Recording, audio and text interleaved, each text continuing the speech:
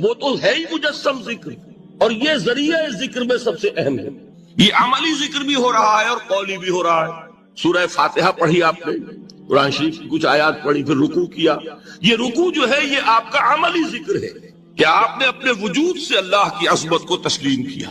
پھر آپ سجدے میں گرے، یہ آپ کا عملی ذکر ہے کہ اپنے وجود سے آپ نے اللہ کی عظمت کو اور تسلیم کیا۔ تیسری چیز ہے مسنون دعائیں اور مسنون اذکار جو حضور سے ثابت ہے۔ ہمارے ہاں کیا ہو گیا، مجھے فلاں بزرگ نے یہ چیز بتائی ہے، وہ تو پڑھتے چلے جا رہے ہیں، نہ قرآن سے دلچسپی، نہ اذکار مسنونہ سے دلچسپی، ادعیہ معصورہ۔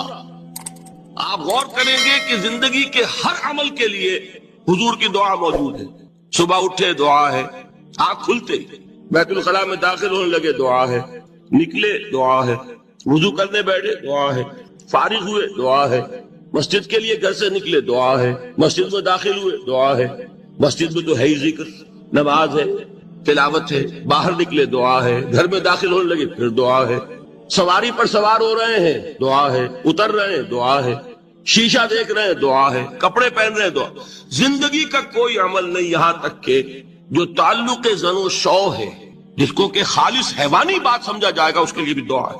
غفلت میں وہ کام بھی نہیں کرتا، سمجھ رہے ہیں آپ؟ اب آپ غور کیجئے، اس میں کوئی اضافی وقت نہیں لگا، کوئی اضافی پوسچر اختیار نہیں کیا آپ نے، یوں بیٹھو، اس طرح بیٹھو، یوں کرو، کوئی آپ کا وقت اضافی نہیں لگا۔ جو کام کر رہے ہیں اور آپ اللہ کو یاد کر رہے ہیں، اور وہ اللہ کی یاد اس کام کی مناسبت سے ہے۔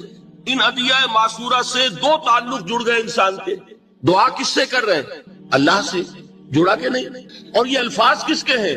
محمد رسول اللہ کے۔ تو آپ کے دو تعلق جڑ گئے۔ آپ اپنی جی سے گھڑ کر دعا مانگیں گے تو پہلا تعلق ہو جائے گا، دوسرا نہیں ہوگا۔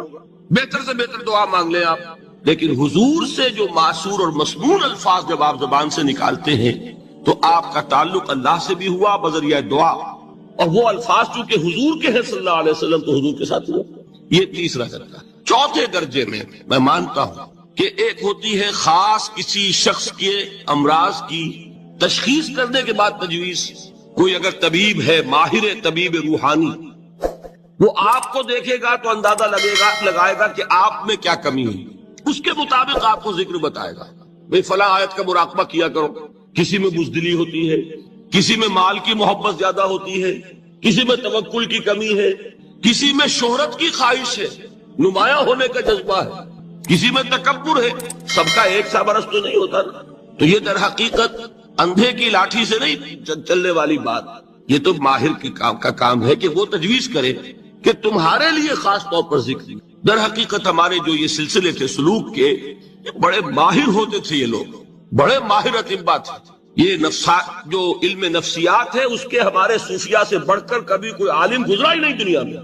فرائیڈ کیا ہے اور ایڈلر کیا ہے اور یونگ کیا ہے، بچے ہیں ہمارے صوفیاء کرام نے جس طرح انسان کی نفسیات کو سمجھا، اور وہ ان کی مناسبت سے تجویز کرتے تھے۔ لیکن اس کو رکھا جائے گا چوتھے نمبر پر، جیسے مولانا احمد علی صاحب فرمایا کرتے تھے، بھائی اس آیت کا مراقبہ کیا کرو۔ مراقبہ کیا مانی؟ اب ان الفاظ کو بھی ہم نے خام خواہ کچھ خاص ایک شکل دے دی۔ مراقبہ کیا؟ توجہ کرنا، دھیان کرنا، خاص اس آیت کے اوپر، اس کے معانی پر اپنے ذہن کو جمانا۔ وہ کیوں ہے؟ تاکہ آپ کے اندر جو کمی ہے اس کی تلافی اس سے ہو۔ لیکن یہ کہاں آئے گا؟ چوتھے نمبر، سمجھ گئے؟ تو نفاق سے بچنے کا ذریعہ، پریونشن کیا ہے نفاق سے؟ دوام ذکر۔ نہ تمہیں تمہاری اولاد، نہ تمہارے اموال، نہ تمہاری تجارت، نہ کاروبار اللہ کے ذکر سے غافل نہ کر سکے۔